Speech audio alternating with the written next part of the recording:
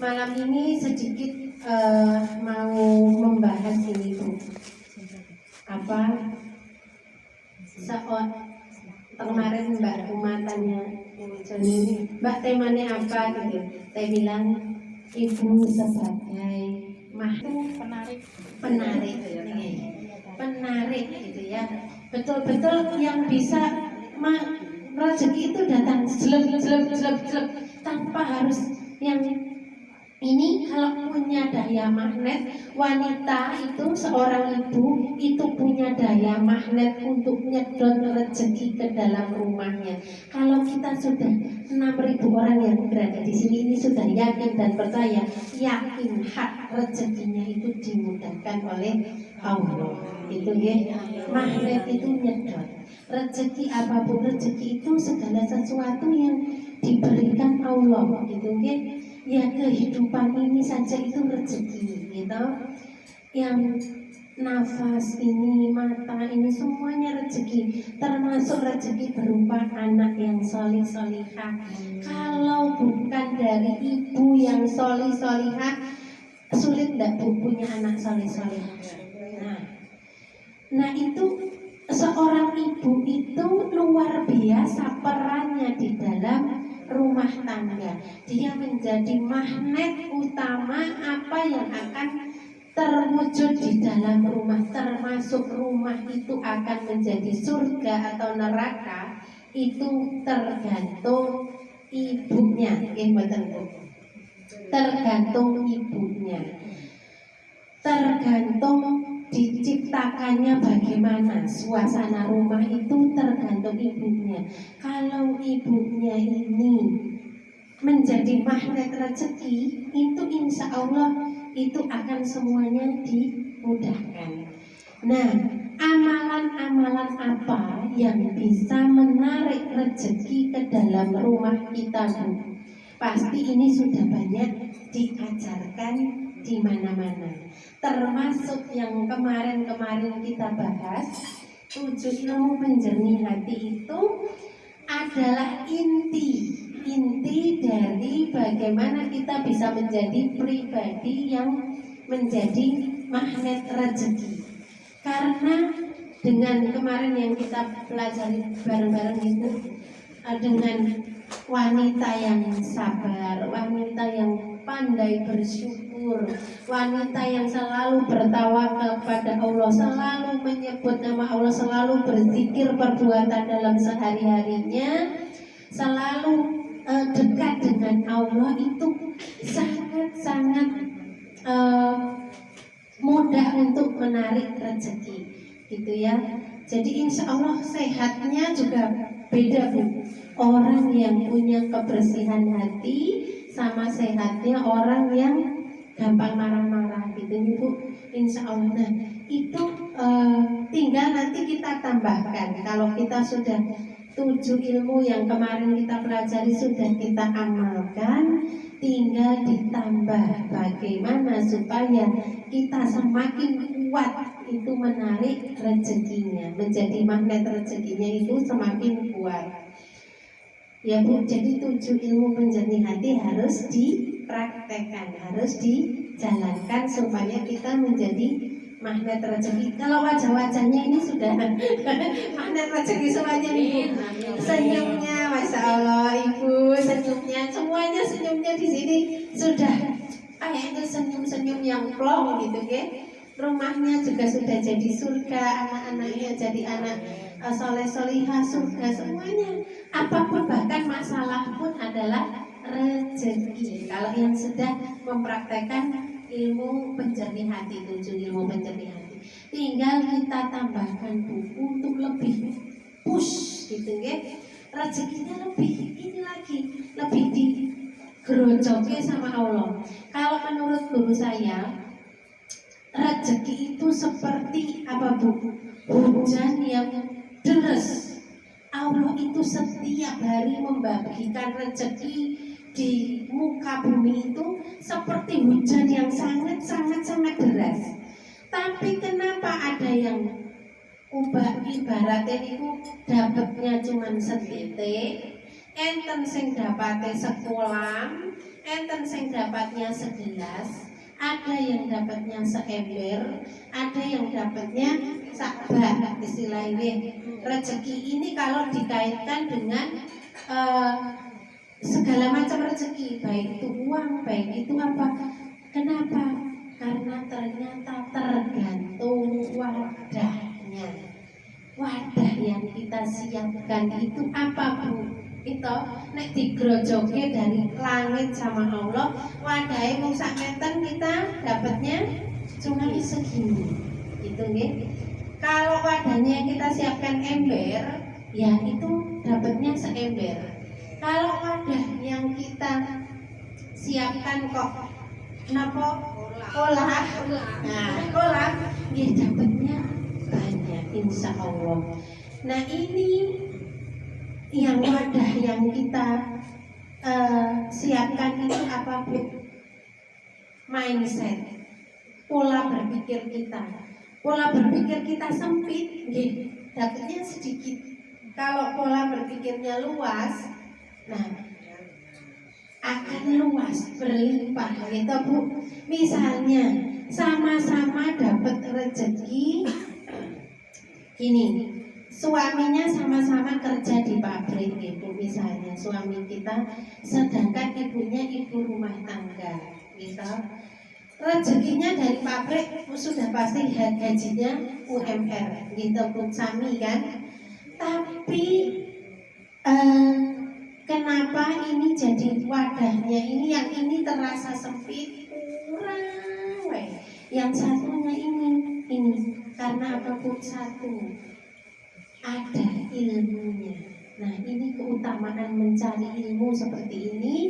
Duduk sarang-sarang kata saya, padahal ya Bu, duduk sarang-sarang seperti ini walaupun ini cuma sedikit, itu ada manfaatnya luar biasa.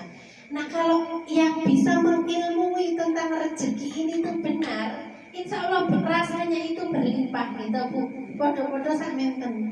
Tapi kalau yang ilmu tentang rezekinya ini sempit, apalagi UMR ngeluh, masih utang sana, utang sini, ngeluh sana, ngeluh sini, karena tidak ada ilmu yang di ini. Jadi rasanya itu beda Bu. Padahal mau gaji ini sama persis, sama-sama. Misalnya suami kita di pabrik atau misalnya PNS kami gajinya gitu. Tapi ada yang merasa kurang rezekinya jadi sempit. Itu Bu, rasa. Rezeki itu sebenarnya rasa yang diberikan Allah di dalam diri kita, itu rezeki itu. Nah, kalau sama-sama jumlahnya, tapi ada yang merasa sempit, nah ya Allah yang maha menyempitkan dan Allah yang maha meluaskan. Maha sempit dan luas itu bukan banyaknya jumlahnya, tapi rasa yang Allah berikan di dalam diri kita. Nah itu hanya bisa ditempuh, hanya bisa didapatkan dengan kita belajar ilmu, gitu ya. Jadi untuk menjadi magnet rezeki, kita pertama satu harus menjadi seorang ibu yang gemar mencari ilmu, yang cinta pada ilmu Bu. Karena yang sewu yang Allah itu gemar pada ilmu pun itu rezeki toh Bu, rezeki yang luar biasa. Karena tidak semua orang diringankan langkahnya untuk mencari ilmu, gitu deh. Alah abot ngantuk abot sinetrone gitu kan, abot lain-lainnya itu akan itu nih Bu. Nah untuk menjadi tadi satu, untuk menjadi magnet rezeki kita harus menjadi wanita yang gemar mencari ilmu itu. Yang kedua untuk menjadi wanita yang magnet rezeki, yaitu wanita yang pandai yang suka bersilaturahmi. Itu hadisnya jelas Ibu, di dalam Al-Quran juga sangat jelas bahwa silaturahmi itu membuka pintu-pintu rezeki, memanjangkan usia, gitu ya. Misalnya saya sudah tidak ada, tapi karena saya sering silaturahmi di sini, Oh misalnya Bu Joni, Bu Mariati, oh, dulu loh Mbak yang dulu pernah kita ngobrol-ngobrol sama Mbak Sumi itu, nama saya kan masih panjang umur walaupun saya tidak ada. Itulah Bu, hakikatnya panjang umur itu amalnya kita masih diingat. Misalnya Ibu Bu Joni kae lho sing sok biyen padahal sudah tidak ada misalnya nggih. Sing sok biyen ngedake yasinan. Nah, itulah silaturahmi. Semakin kita sering berkumpul, bersilaturahmi, datangi keluarga, datangi saudara, itu akan dikenang. Tapi kalau kita nggak pernah datang ke saudara, apalagi doa ya Bu, diingat mohon boten. Ya toh, kalau kita sering silaturahmi, itu yang lebih dalam lagi itu ya Bu, itu didoakan, akan dapat doa-doa dari yang kita silaturahmi itu gitu. Itu kalau kita sudah meninggal, apalagi kita masih hidup gitu, selalu gitu ya. Ya Allah, Bu Mariati itu orangnya suka silaturahmi. Kita doakan sama-sama, misalnya sakit Bu, doakan banyak orang ya Bu.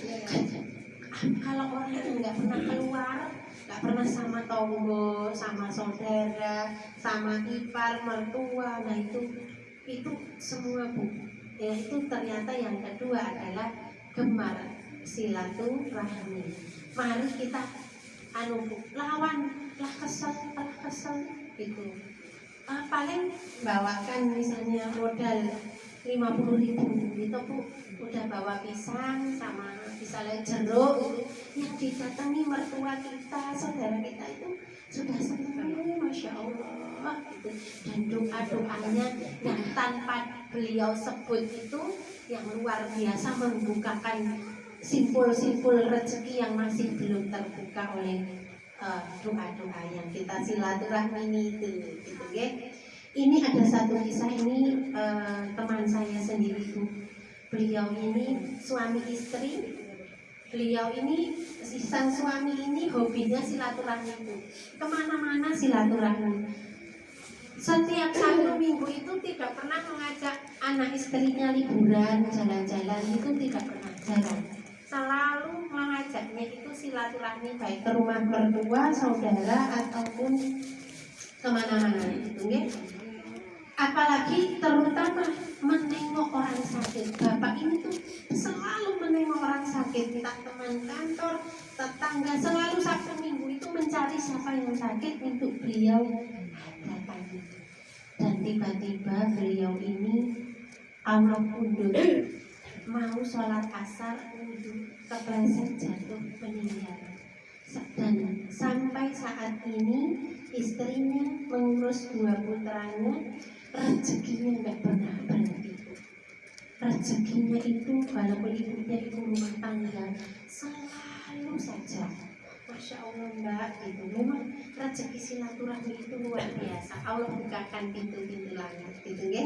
Tadi setelah mencari ilmu, rajin silaturahmi. Yang ketiga istighfar.